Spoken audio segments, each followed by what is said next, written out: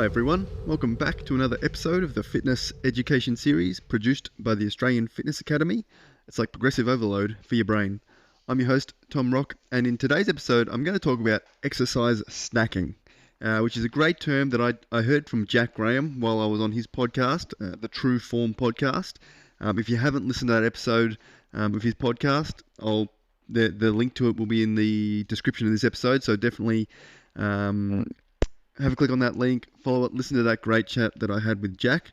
And towards the end, we were talking about mobility and incorporating that into your daily routine, and the concept of exercise snacking came up. And at the time, I said it was a great little term, and I think it's really useful. And there's a study that came out last year, 2024, on exercise snacking or discussing the concept of exercise snacking. So I thought it's a great term, a great topic to follow up on, because it is something that can be or could be super beneficial for a number of your clients, or just for the population in general in terms of maintaining or building some health and fitness. In terms of meeting like current physical activity guidelines and things like that, a lot of the time, time is an issue that people put up in terms of exercise and maintaining a healthy, fit lifestyle. And the guidelines generally look at getting 150 minutes of moderate intensity aerobic activity throughout the week, or it's got 75 minutes of vigorous activity throughout the week, and then it looks at generally at least 2 sessions of muscle strengthening exercises per week. And this can all add up, and how we manage our time will dictate if we get to that. There's definitely certain periods in life and different weeks and months that we have less time. So, and generally exercise is usually one of the first things to go if we are busy or tired. It's something we generally cannot get around to. But this idea of exercise snacking can be a great way or a great concept to consider if you are in a busy period or you're looking to build some healthy habits into your lifestyle. Consider utilizing something like this exercise snacking. So the link to the article is also in the description below, and it's one to sort of have a bit of a review over. It does go into a few different effects and sort of possible mechanisms of exercise snacking and how it works, so it can get a little bit scientific in some sections. But there's great, I think, concepts to pull out of it in terms of exercise snacking, and it talks about different categories, I guess. Some are sort of vigorous intermittent exercises where it's like literally exercise bouts of less than a minute, 3 to 8 times per day, and that could be something like stair climbing or sprinting, depending on fitness levels. So literally, it can be very, very short exercise bouts, or it's called more moderate to intermediate exercise bouts, which is generally exercise lasting 10 minutes a session, conducted 2-3 times daily potentially, and that could be based around some sort of resistance exercise or a mini resistance program aimed at sort of maintaining or slowly building some muscle mass. But they sort of review a number of studies that do see improvements in both cardiorespiratory fitness as well as strength and muscle mass gains just via exercise snacking. So they also discuss it in terms of type 1 or type 2 diabetes as well, and its ability to potentially assist with reducing insulin resistance. But yeah, incorporating exercise snacks within sedentary behavior helps to improve cardiorespiratory fitness, reduce blood glucose, reduce lipids, and potentially increase muscle strength and muscle size, depending obviously on the exercise you do. If we just go through a little bit more, it talks more about it goes into what level of intensity should our exercise be, and generally they're looking at things around 85% of max heart rate for that sort of intermediate to vigorous exercise snacks. So you have to be working at a relatively high rate for a short period of time to get the benefit. If it's the intensity is not there, you might not get that full cardiorespiratory fitness benefit.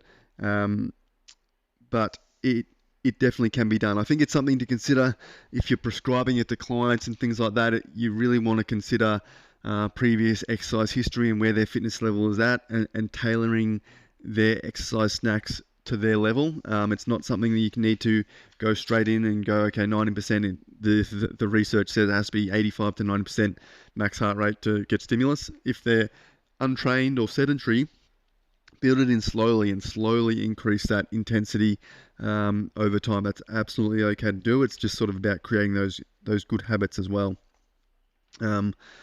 But yeah, I think the idea behind this higher frequency, short duration exercise snacks can be a good tool to use for individuals who may not have a lot of time or have a lower fitness level. So we'll struggle to maintain a good intensity or get through a sort of a 30 to 45 minute session.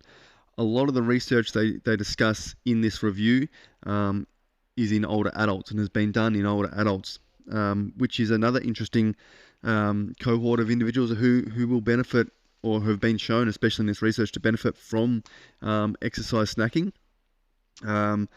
So one of the studies towards the end talked about they had a range of older adults aged between 60 and 89 years, and they went through a 12-week program involving 2 to 4 bouts of physical activity lasting no longer than 10 minutes per day. So 2 to 4 times per day, 10 minutes of activity, and it was integrated into their daily routines due to the manageable time commitment. And what they found is all these participants experienced gains in strength, flexibility, and balance. And what they sort of saw is that served as a motivational factor to increase engagement or continue engagement with the program, and potentially maybe get even more into exercise. So it can even be a great starting point if someone is quite sedentary, hasn't done a lot of exercise before, and is looking to get into exercise. It's good to know that they can start with smaller, shorter sessions and still slowly and still see benefit. And as they start to see benefit, that self-motivation of seeing improvements is going to help them get more and more committed to exercise and start enjoying their sessions as well. So it could be a great starting point for clients, is just to offer shorter sessions that are potentially more manageable time frame wise, so they don't have this huge time commitment, but also effort wise. Keep it short. Obviously you need to maintain a relatively good intensity to get the most out of that time period, but if they're training relatively hard for their level, they're still going to see great results, and it could be the start of them committing and being motivated to start a more substantial exercise routine where they could look to build their cardiorespiratory fitness or be in the gym lifting weights 2 to 3 times per week for more of that general program length, which may be 45 minutes to an hour potentially. So yeah, exercise snacking is a really cool concept, I think, and can be utilized in a lot of different ways. This sort of article talks about it in terms of building fitness and muscular strength within older adults as well. But I think, like I sort of discussed with Jack on his podcast, it could be a great way just to get your mobility done throughout the week.